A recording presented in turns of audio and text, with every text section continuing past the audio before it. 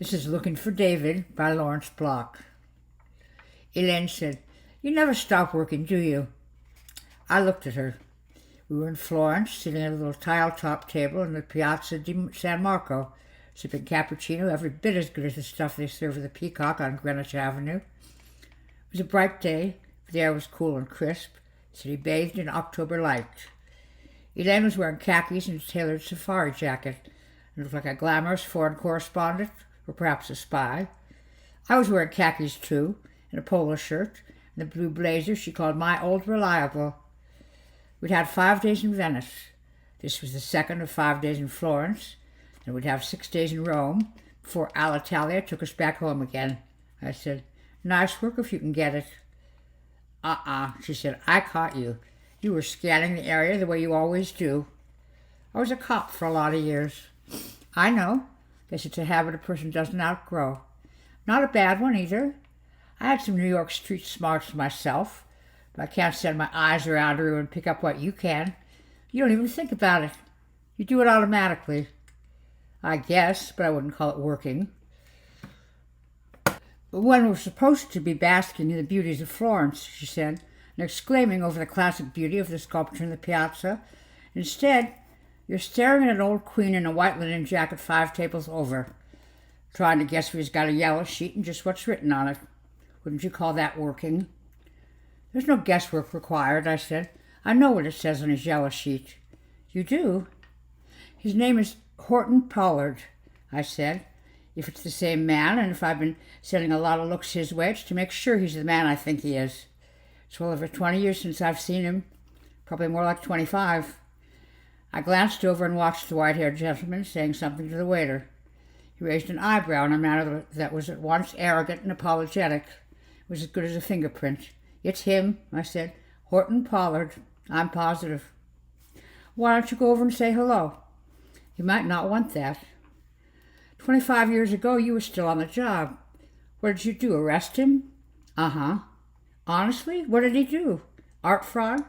"That's what comes to mind, sitting at an outdoor table in Florence. But it was probably just a stock swindler. Something white-collar, in other words. Something flowing-collar, from the looks of him. I give up." "What did he do?" I've been looking his way, and our glances caught. I saw recognition come into his eyes. His eyebrows went up again in that manner that was unmistakably his. He pushed his chair back, got to his feet. "Here he comes," I said. "You can ask him yourself." "Mr. Scudder," he said. "I want to say Martin, but I know that's not right. Help me out." "Matthew, Mr. Pollard. This is my wife, Elaine." "How fortunate for you," he told me, and took the hand she extended. I looked over here and thought, what a beautiful woman. Then I looked again and thought, I know that fellow. Then it took me a minute to place you. The name came first, or the surname at any rate. His name's Scudder, but how do I know him? And then, of course, the rest of it came to me, all but your first name. I know it wasn't Martin, but I couldn't sweep that name out of my mind and let Matthew come in. It's a curious muscle, the memory. Or aren't you old enough yet to have found it so? My memory's still pretty good. "Oh, mine's good," he said. "It's just capricious. Willful, I sometimes think." At my invitation, he pulled up a chair from a nearby table and sat down. "But only for a moment," he said, and asked what brought us to Italy and how long we'd be in Florence. He lived here, he told us. He lived here for quite a few years now. He knew our hotel on the east bank of the Arno, pronounced it charming and a good value. He mentioned a cafe just down the street from the hotel that we really ought to try. "Although you certainly don't need to follow my recommendations," he said, "or Michelin's either. You can't get a bad meal in Florence. Well, that's not entirely true. If you insist on going to high-priced restaurants, you'll encounter the occasional disappointment. But if you simply blunder into whatever humble trattoria is closest, you dine well every time." "I think we've been dining a little too well," Elaine said. "It's a danger," he acknowledged, although the Florentines managed to stay quite slim themselves. "I started to bulk up a bit when I first came here. How could one help it? Everything tasted so good. But I took off the pounds I gained, and I've kept them off. Though I sometimes wonder why I bother. For God's sakes, I'm 76 years old." "You don't look it," she told him. "I wouldn't care to look it." "Why is that, do you suppose?" No one else on God's earth gives a damn what I look like. Why should it matter to me? She said it was self-respect, and he mused on the difficulty of telling where self-respect left off, and vanity began. Then he said he was staying too long at the fair, wasn't he, and got to his feet. But you must visit me, he said. My villa is not terribly grand, but it's quite nice. I'm proud enough of it to want to show it off. Please tell me you'll come for lunch tomorrow. Well, it's settled then, he said, and gave me his card. Any cab driver will know how to find it. Set the price in advance, though. Some of them will cheat you. The most are surprisingly honest. Shall we say 1 o'clock? He leaned forward, placed his palms on the table. I've thought of you often over the years, Matthew, especially here, sipping Cafe Nero a few yards from Michelangelo's David. It's not the original, you know. That's in a museum. But even the museums are less than safe these days. You know, the Uffizi was bombed a few years ago. I read about that. The Mafia. Back home, they just kill each other. Here they blow up masterpieces. So it's a wonderfully civilized country by and large. I suppose I had to wind up here, near the David. He'd lost me, and I guess he knew it, because he frowned, annoyed at himself. I just ramble, he said. I suppose the one thing I'm short of here is people to talk to. And I always thought I could talk to you, Matthew. Circumstances prevented my so doing, of course. Over the years, I regretted the lost opportunity. He straightened up. Tomorrow, 1 o'clock. I look forward to it. Well, of course, I'm dying to go, Elaine said. I'd love to see what his place looks like. It's not terribly grand, but it's quite nice. I'll bet it's nice. Bet it's gorgeous. You'll find out tomorrow. I don't know. He wants to talk to you. Three might be a crowd for the kind of conversation he wants to have. It wasn't art theft you arrested him for, was it? No. Did he kill someone? His lover. Well, that's what each man does, isn't it? Kills the thing he loves, according to what's his name? Oscar Wilde. Thanks, Mr. Memory. Actually, I knew that. Sometimes when a person says what's his name or whatchamacallit, it's not because she can't remember. It's just a conversational device. I see. She gave me a searching look. There was something about it, she said. What? It was brutal. My mind filled with a picture of the murder scene. I blinked it away. You see a lot on the job. Most of it's ugly, but this was pretty bad. He seemed so gentle. I'd expect any murder he committed to be virtually nonviolent. There aren't many nonviolent murders. Well, bloodless anyway. This was anything but. Well, don't keep me in suspense. What did he do? He used a knife, I said. And stabbed him? Carved him, I said. His lover was younger than Pollard. Guess he was a good-looking man, but you couldn't prove it by me. What I saw looked like what's left of the turkey the day after Thanksgiving. Well, that's vivid enough, she said. I have to say I get the picture. I was first on the scene except for the two uniforms who caught the squeal. They were young enough to strike a cynical pose. Well, you were old enough not to. Did you throw up? No. After a few years, you just don't. But it was as bad as anything I'd ever seen. Horton Pollard's villa was north of the city. It wasn't grand, it was nevertheless beautiful. A white stuccoed gem set on a hillside with a commanding view of the valley.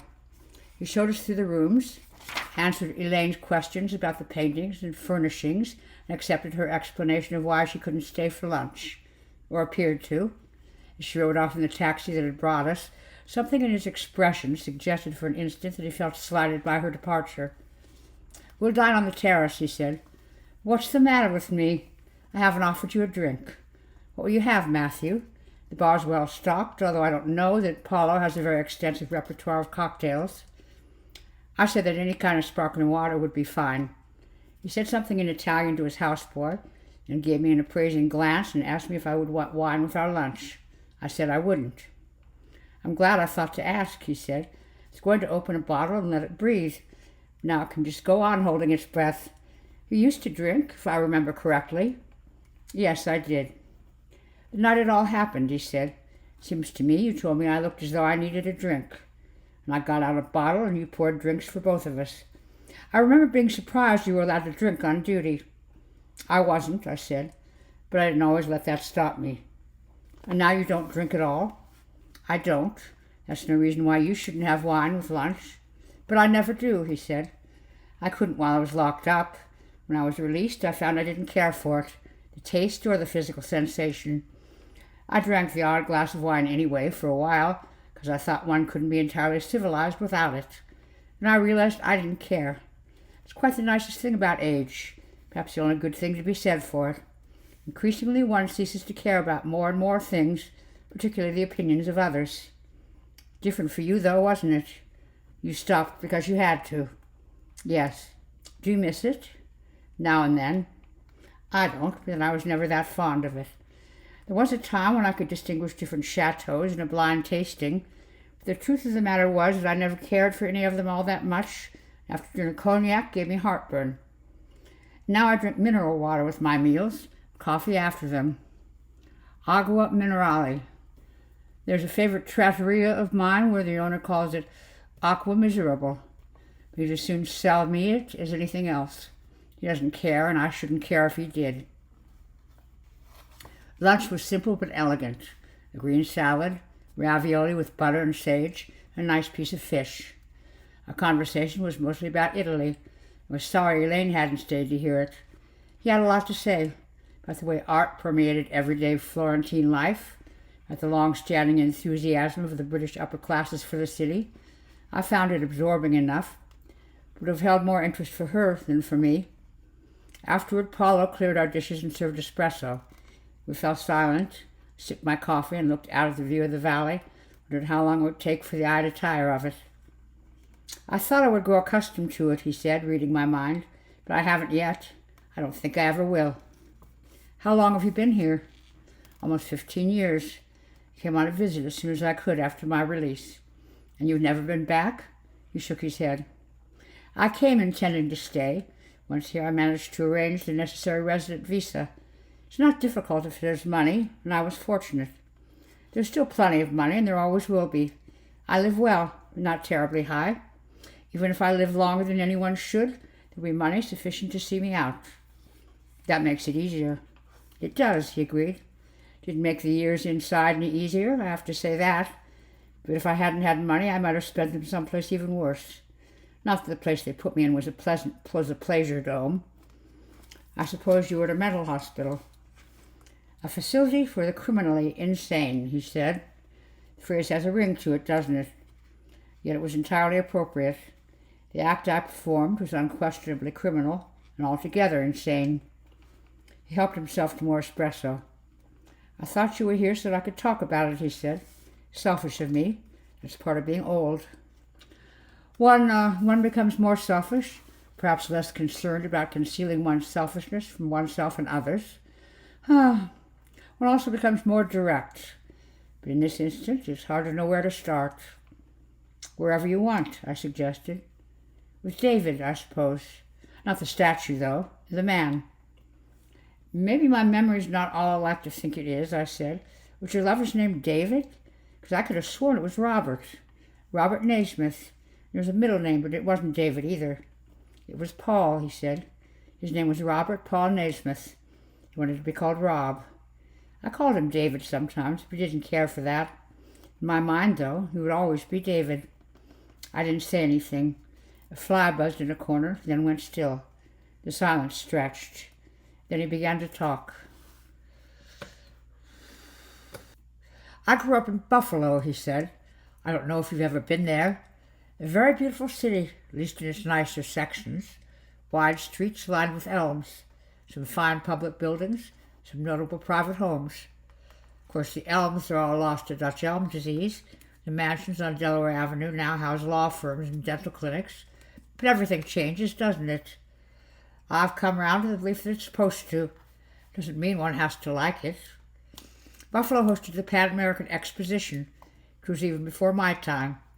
It was held in 1901, if I remember correctly. Several of the buildings raised for the occasion remain to this day. One of the nicest, built alongside the city's principal park, has long been the home of the Buffalo Historical Society. It houses their museum collection. Are you wondering where this is leading?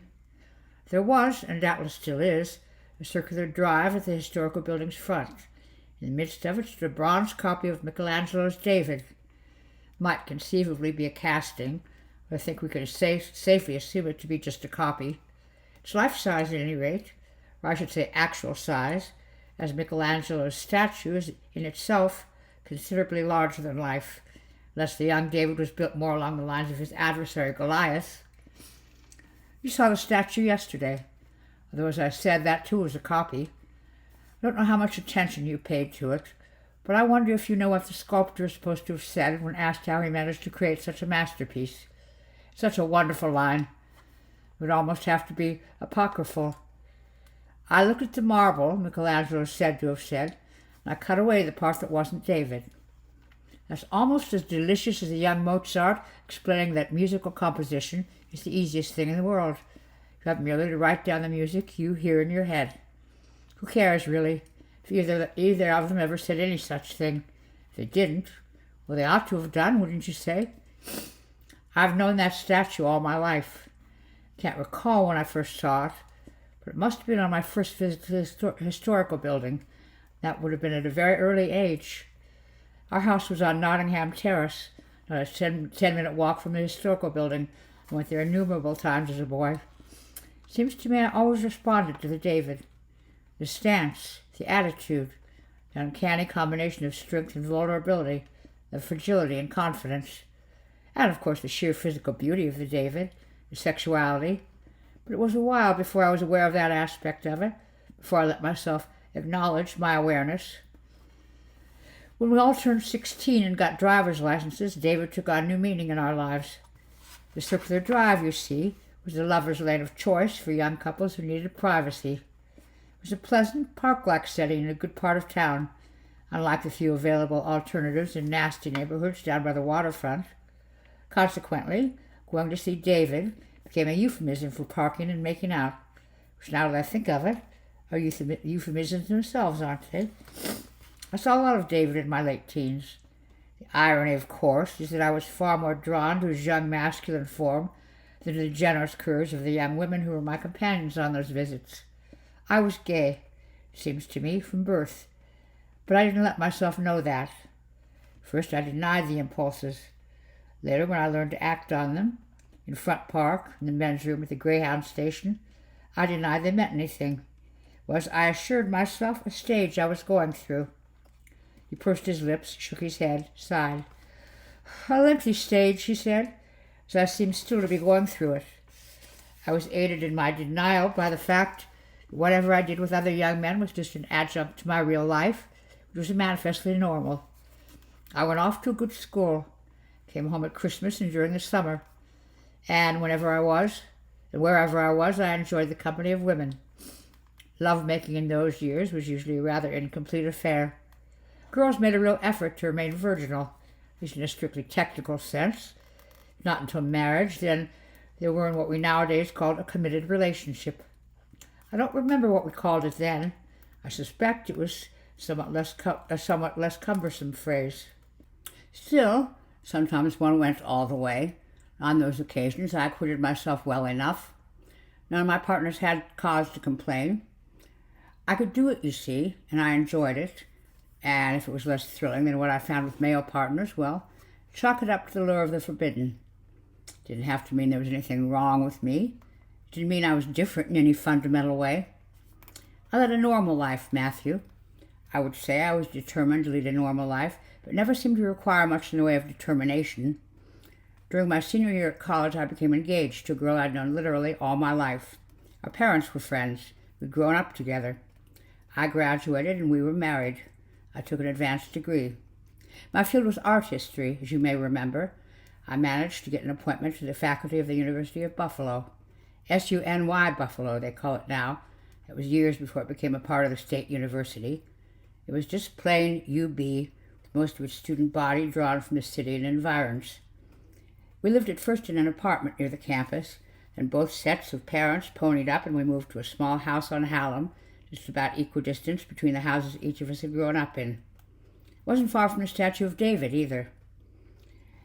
He led a normal life, he explained, fathered 2 children, took up golf and joined the country club.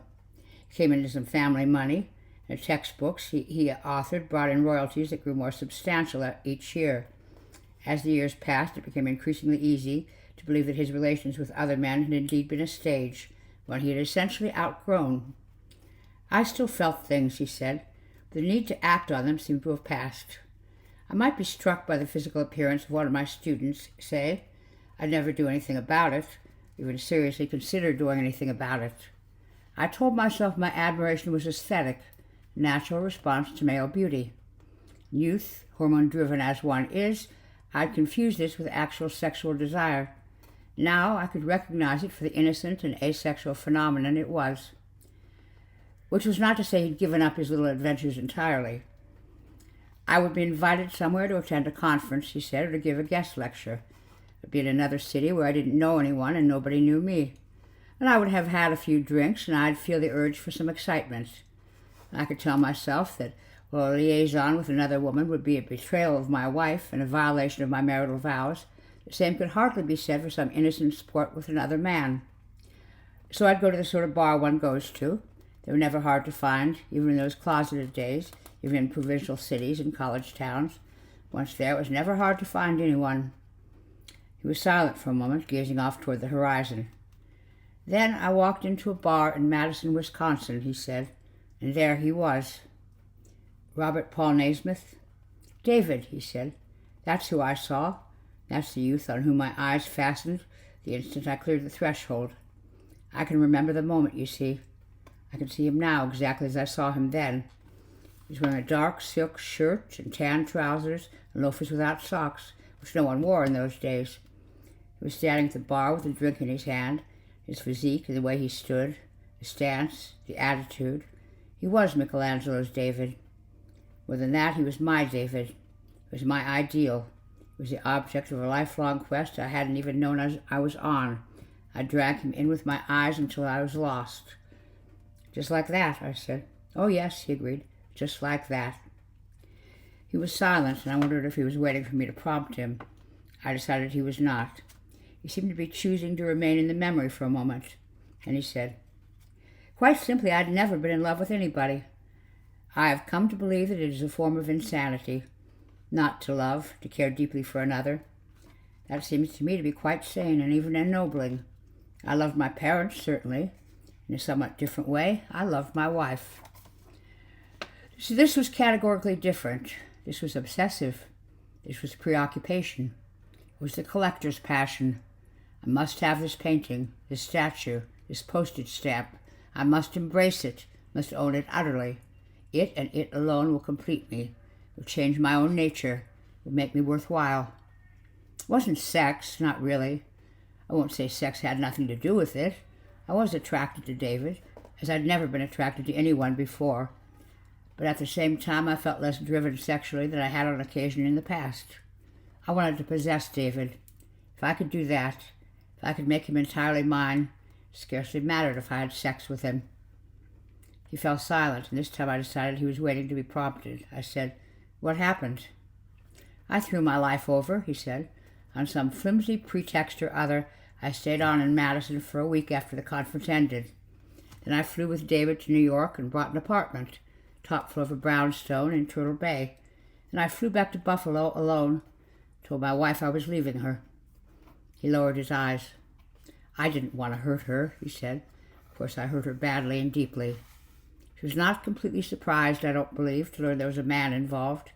She'd inferred that much about me over the years, probably saw it as part of the package, the downside of having a husband with an aesthetic sensibility. But she thought I cared for her. I made it very clear that I did not. She was a woman who never hurt anyone.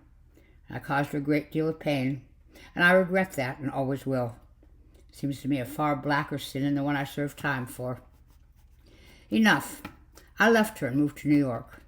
Of course, I resigned my tenured professorship at UB. I had connections throughout the academic world, of course, and a decent, if not glorious, reputation. So I might have found something at Columbia or NYU. But the scandal I'd created made that less likely. Anyway, I was no longer giving a damn for teaching. I just wanted to live and enjoy my life. There was money enough to make that possible. We lived well. Too well, really. not wisely, but too well.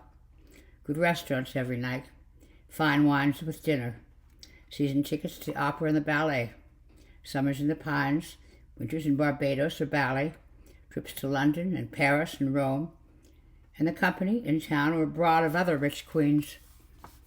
And it went on like that, he said. He folded his hands in his lap and a little smile played on his lips. It went on, and one day I picked up a knife and killed him. You know that part, Matthew. It's where you came in. Yes, but you don't know why. No, that never came out. Or if it did, I missed it.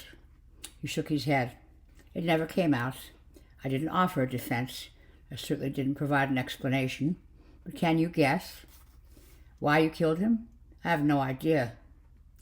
But you must have come to know some of the reasons people have for killing other people. Why don't you humor an old sinner and try to guess? Prove to me that my motive was not unique after all. Well, the reasons that come to mind are the obvious ones, I said. That probably rules them out. Let me see. He was leaving you. He was unfaithful to you. He'd fallen in love with someone else. He would never have left, he said. He adored the life we led, knew he could never live half so well with someone else. He would never fall in love with anyone else any more than he could have fallen in love with me. David was in love with himself. Of course he was unfaithful, had been from the beginning. But I'd never expected him to be otherwise. You realized you'd thrown your life away on him, I said, and hated him for it. I had thrown my life away, but I didn't regret it. I'd been living a lie, and what lost to toss it aside. Or jetting off to Paris for a weekend as one long for the gentle pleasures of a classroom in Buffalo. Some may, for all I know.